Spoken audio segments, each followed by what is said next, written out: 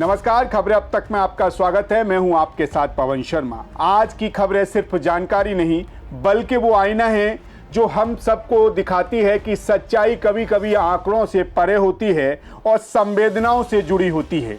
29 महीने से जलते मणिपुर में हुआ एक ऐसा घटनाक्रम जिसने सबको चौंका दिया।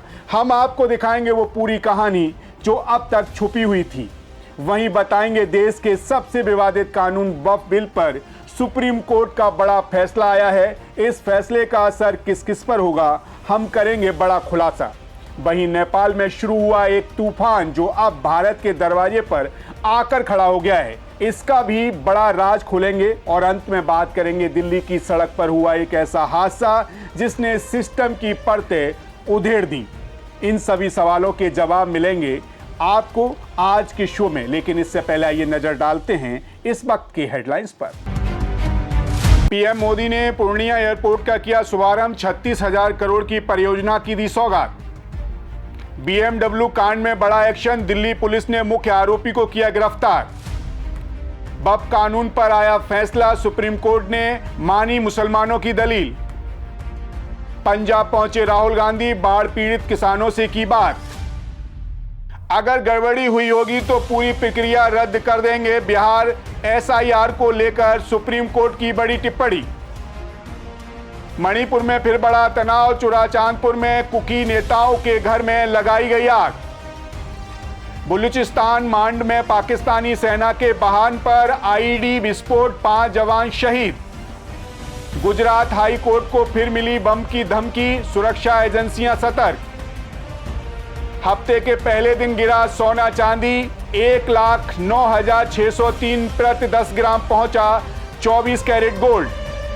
हफ्ते के पहले कारोबारी दिन बाजार में गिरावट, सेंसेक्स 119 अंक टूटा, निफ्टी 25,100 के नीचे। तो चलिए शुरू करते हैं खबरों का सिलसिला और सबसे पहले बात करते हैं उस राज्य की जिसने देश को सोचने पर मजबूर कर दिया।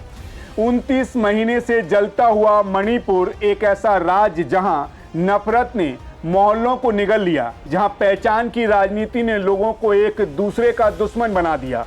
और अब इतने लंबे मौन के बाद जब प्रधानमंत्री नरेंद्र मोदी मणिपुर पहुंचे तो ये सिर्फ एक यात्रा नहीं थी, ये उम्मीद और अविश्वास के बीच बड़ी एक छाया थी।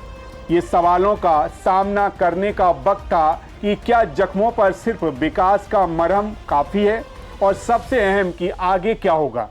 पीएम मोदी के दौरे से क्या मणिपुर में खोई हुई शांति वापस लौट आएगी?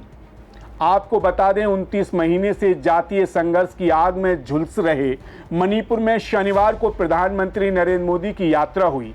2 साल पहले मई 2023 में घाटी के बहुसंख्यक मैतेई समुदाय और पहाड़ी इलाकों की कुकी जो कि आदिवासी समुदाय के बीच भड़की हिंसा में अब तक 260 से ज़्यादा लोग मारे जा चुके हैं और 60,000 से ज़्यादा लोग अपने घरों से जा चुके हैं, यानी कि विस्थापित हो चुके हैं। प्रधानमंत्री की यात्रा दोनों ही समुदाय के केंद्र तक पहुंची जो राजनीति ऊपर से महत्वपूर्ण मानी जा रही थी। उन्होंने 8,500 करोड़ रुपए से अधिक के विकास परियोजनाओं का उद्घाटन और शिलान्यास किया, साथ ही शांति और सद्भाव की अपील की।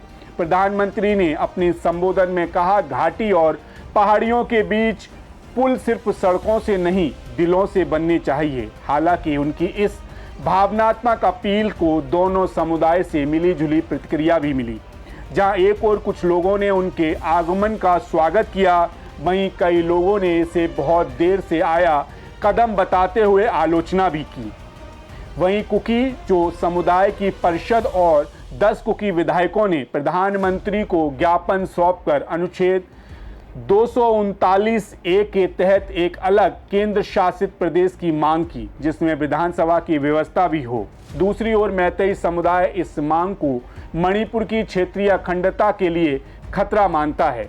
वे अलग प्रशासन की मांग को राज्य की एकता को तोड़ने वाली और देश भर में बंटवारे की एक खतरनाक मिसाल के तौर पर देख रहे हैं। राज्य के तीसरे प्रमुख समुदाय नगा भी खुद को इस संघर्ष से अलग रखते हुए अपनी मांगों पर कायम हैं। आपको बता दें संघर्ष के चलते स्कूल, बाजार, पूजा स्थल, यहां तक कि सरकारी कार्यालय भी सांप्रदायिक आधार पर बढ़ चुके हैं। राहत शिविरों में रह रहे लोगों को असमान और पक्षपातपूर्ण सहायता मिलने के आरोप लगे हैं।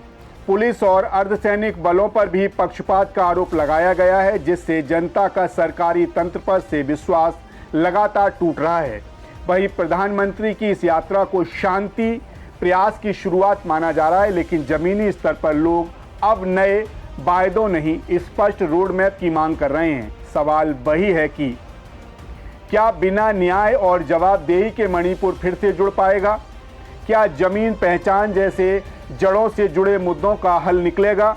जाहिर है मणिपुर आज सिर्फ एक राज्य नहीं, ये भारत की लोकतांत्रिक संवेदनशीलता की परीक्षा की भूमि बन चुका है। यहाँ पुलों की ज़रूरत सिर्फ भौतिक नहीं, भावनात्मक है। प्रधानमंत्री ने एक शुरुआत की है, लेकिन आगे का रास्ता घोषणाओं से नहीं, ठोस और न्यायपूर्ण फैसलों से तय होगा।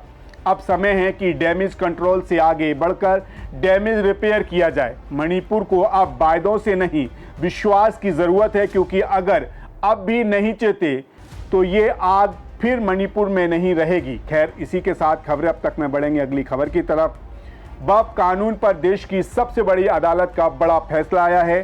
सालों से जारी बहस, विरोध और कानून लड़ाई के बीच अब सुप्रीम कोर्ट ने साफ किया है कि ना तो वक्फ कानून पूरी तरह रुकने वाला है और ना ही नागरिकों के अधिकार को दबाने दिया जाएगा। आइए जानते हैं कि क्या रहा कोर्ट का फैसला, किसे मिली राहत और किसे लगा झटका। विवादों के घेरे में वक्फ संशोधन अधिनियम 2025 पर सुप्रीम कोर्ट ने आज अहम फैसला सुनाया है।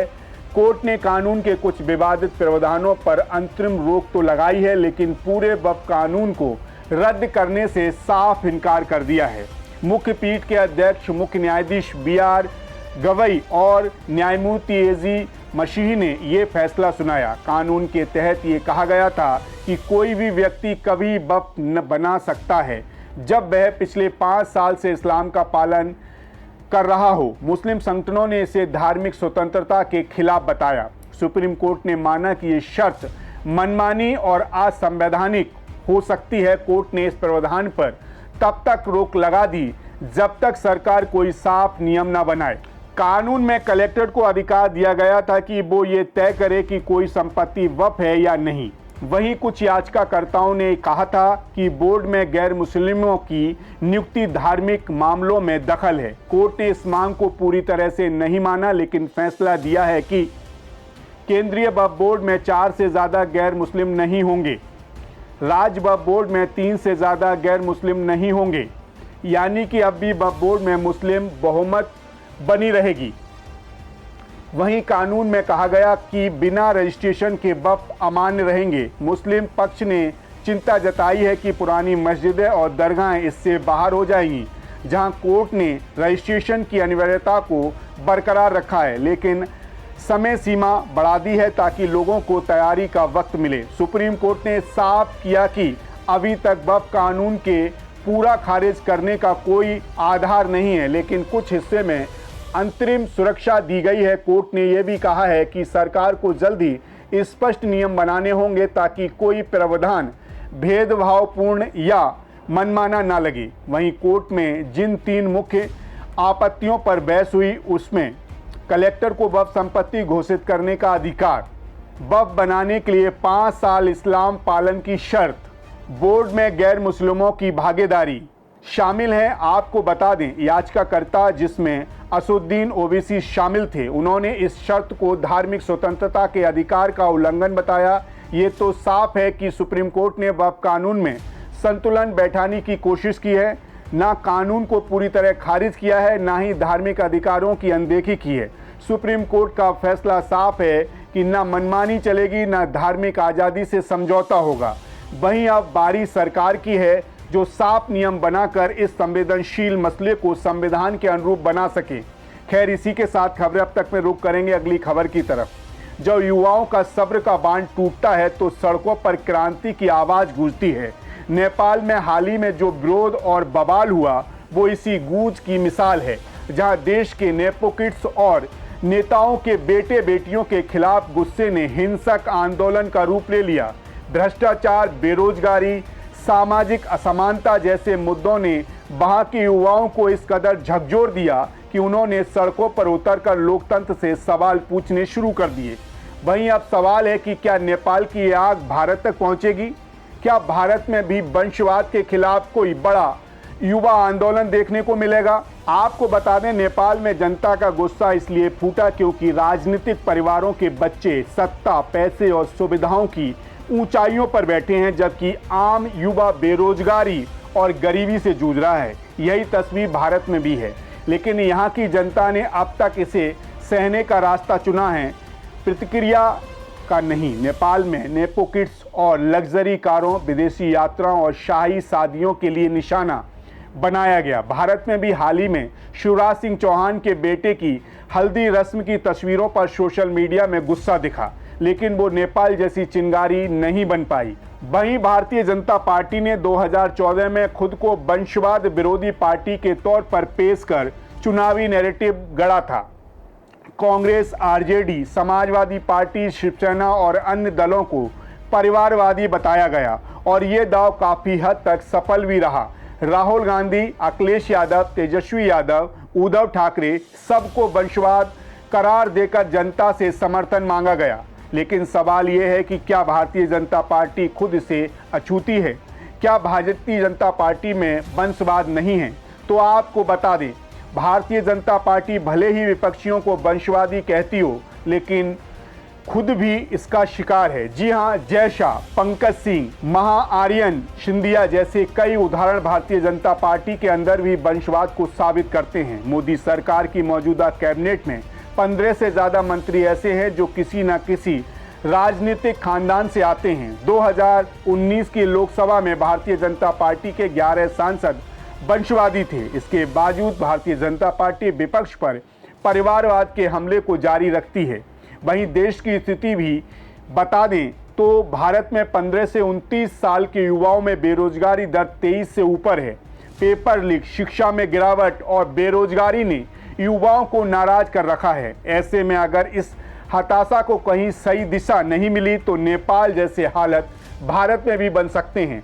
सोशल मीडिया पहले से इस गुस्से का माध्यम बन चुकी है। नेताओं की लग्जरी लाइफस्टाइल, बच्चों की विदेशी यात्रा, शाही शादियों के वीडियो, आम जनता इन सब पर सवाल उठाती रही है। फर्क सिर्फ इतना है कि ये गुस्सा अभी तक सिस्टम के भीतर दबा हुआ है, सड़कों पर नहीं उतरा। जाहिर है, अगर वंशवाद, भ्रष्टाचार और बेरोजगारी पर भारत की सरकारें गंभीरता नहीं दिखाती हैं तो भारत में भी नेपाल जैसी स्थिति बन सकती है। नेपाल आज भारत के लिए एक चेतावनी है कि वंशवाद की राजनीति जब तक जनता को चुप रखेगी तब तक वह लोकतंत्र कहलाएगी, लेकिन जब जनता सवाल पूछेगी तब वह आंदोलन कहलाएगी। भारत को अगर इस चेतावनी को गंभीरता से लेना है तो ज़रूरी है कि सत्ता में बैठे लोग वंशवाद की लकीरों को ईमानदारी से समझें और लागू करें, वरना आज नेपाल है, कल कोई और होगा, लेकिन अगला नंबर भारत का भी हो सकता है। खैर, जाते जाते आपको एक और अहम मुद्दे से रूबरू करा देते हैं। दिल्ली की सड़कों पर एक और जान चली गई और इस बार सिर्फ एक आम नागरिक नहीं बल्कि भारत सरकार के वित्त मंत्रालय में डिप्टी सेक्रेटरी नवजोत सिंह अपनी जान से हाथ धो बैठे। जी हां, बीते दिन रविवार को धोला कुआं के पास एक तेज रफ्तार BMW से टक्कर में उनकी मौत हो गई। लेकिन क्या ये सिर्फ एक सड़क हादसा था या फिर सिस्टम की बेरुखी ने भी उनकी जान ले ली? आपको बता दें कि नवजोत सिंह ने अपने परिवार के साथ बंगला साहिब गुरुद्वारे से घर लौट रहे थे। बाइक पर उनकी पत्नी भी साथ थी, लेकिन रास्ते में एक तेज रफ्तार BMW कार ने उनकी बाइक को टक्कर मार दी। चश्मदीदों के मुताबिक कार एक महिला चला रही थी जो अपने पति के साथ घायल नवजोत सिंह को एक टैक्सी में डालकर 22 किलोमीटर दूर तक एक अस्पताल ले गई। यहाँ सबसे बड़ा सवाल उठता है कि क्या देश की राजधानी दिल्ली में सड़क हादसे के बाद कोई नज़दीकी अस्पताल नहीं होते हैं? क्यों नवजोत सिंह को 22 किलोमीटर दूर ले जाया गया? क्यों समय पर इलाज नहीं मिल पाया? नवजोत सिंह की पत्नी आज भी अस्पताल में जिंदगी और मौत से जूझ रही हैं, लेकिन उनका बेटा आज इस पूरे सिस्टम से सवाल पूछ रहा है कि क्या यही इंसाफ है? आपको बता दें कि दिल्ली सरकार की फरिश्ते योजना एक समय पर उन हजारों लोगों की जिंदगी बचा चुकी है जिन्हें सड़क हादसे के बाद तुरंत इलाज मिला। केजरीवाल सरकार का दावा था कि इस योजना के तहत अक्टूबर 2024 तक 26,000 से ज़्यादा लोगों की जानें बचाई गईं। इलाज का पूरा खर्च सरकार उठाती थी और कोई सवाल जवाब नहीं होते थे। लेकिन आज इस योजना को बंद कर दिया गया, जिसका सीधा असर अब जिंदगियों पर पड़ रहा है। एक समर्पित अधिकारी, एक पति, एक पिता नवजोत सिंह अब इस दुनिया में नहीं हैं। पर सवाल यह है कि क्या उनकी मौत सिर्फ एक हादसा थी या फिर वो एक नाकामयाब सिस्टम की भेंट चढ़ गए। सवाल पूछिए, क्योंकि चुप रहना अब जानलेवा हो सकता है। तो आज के लिए खबरें अब तक में बस इतना ही, लेकिन इन खबरों का असर, इन फैसलों की गूंज और इन घटनाओं की परछाई यहाँ खत्म नहीं होती। मणिपुर की आग अभी थमी नहीं, बस कुछ देर के लिए शांत है।